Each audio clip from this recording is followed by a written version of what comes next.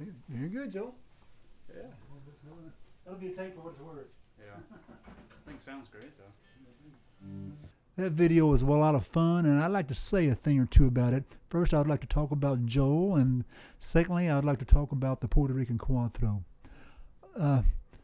Joel, I met Joel's dad whenever Joel was just a baby. He might not even been born yet. I don't remember.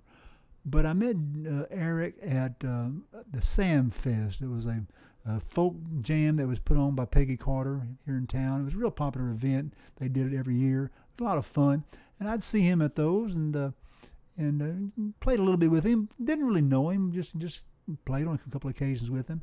But as Joel got to be about 10 years old, maybe 11, he brought him to me to learn to play guitar. He played a little bit already, but he brought him to me and gave me the honor of teaching him.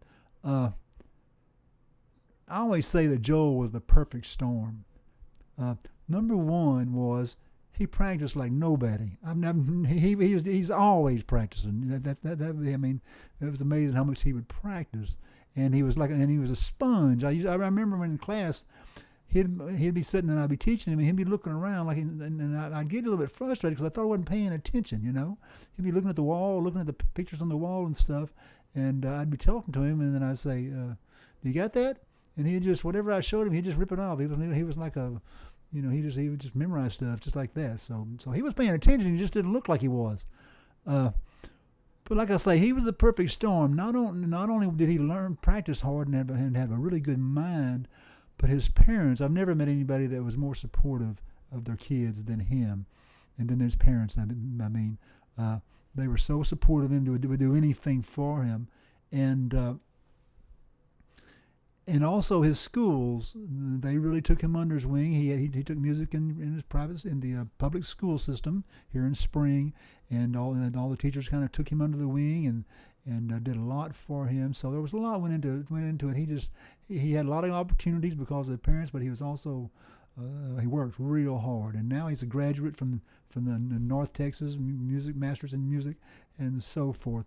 And just shows you the power of music, because me and his dad have become just best of friends. I love that family to death. And his dad, we still get together and play music together, and really gotten to know him. And that would not have happened if it hadn't been for the power of music. Music has a way of bringing people together. And in that same sense, now the Puerto Rican Cuatro is kind of the same situation. My wife's Puerto Rican, and the first time I went down to Puerto Rico with her, my in-laws bought me a Cuatro because I had expressed an interest in it, and I've learned it some, and so that's become a real bond, because when I can go in there, I can play the Cuatro a little bit, and I've put a lot of videos of the Cuatro on YouTube, and I've met a lot of people online. They give me good comments, and I kind of communicate with them. I've met Puerto Rican people, and that shows you how music can bring cultures together, and people that would not normally meet. And never underestimate the power of music. So God bless y'all, and take care.